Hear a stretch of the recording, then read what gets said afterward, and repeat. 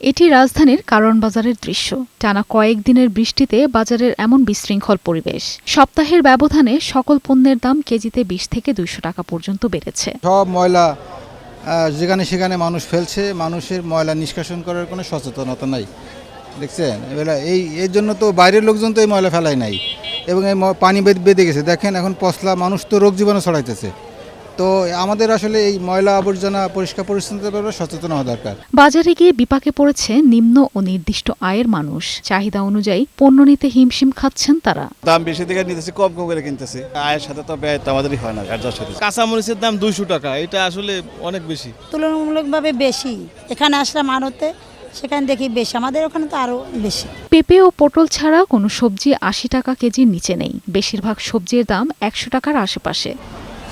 বৃষ্টির কারণে বেচাকেনা হচ্ছে না জানিয়ে বিক্রেতারা বলছেন ছুটির দিনে সবথেকে বেশি বিক্রি হয়, অথচ এখন কোনো ক্রেতা নেই। পাইকাররা অল্প মারলে লাভ বেশি করে। আগে যে জায়গায় 10 বস্তা আনতো, এই জায়গায় 5 বস্তা আনে, 5 বস্তায় ডাবল লাভ করে।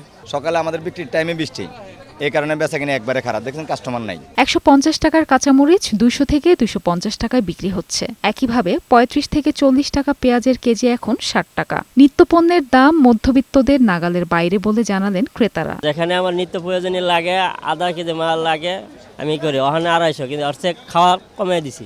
সম্ভব না, কাঁচামরিচটা তো লাগেই, লবণ কাঁচামরিচ এটা তো লাগবেই, এটা তো কমের কোনো কারণ নাই। ২৫০ গ্রাম কাঁচামরিচ কিনলাম ৫০ টাকা দিয়ে, আর ১ কেজি পেঁয়াজ কিনলাম ৬০ টাকা দিয়ে। একটা মধ্যবিত্ত মানুষের জন্য আসলে এই দামে এতটুকু জিনিস কেনা কোনোভাবেই সম্ভব না। এছাড়া ব্রয়লার মুরগির দাম কেজিতে ২০ টাকা বেড়েছে। ২ থেকে আড়াই কেজি ওজনের রুই মাছ এখন ৪০০ থেকে ৪৫০ টাকায় বিক্রি হচ্ছে। মেরিন আমিন, বৈশাখী সংবাদ, ঢাকা।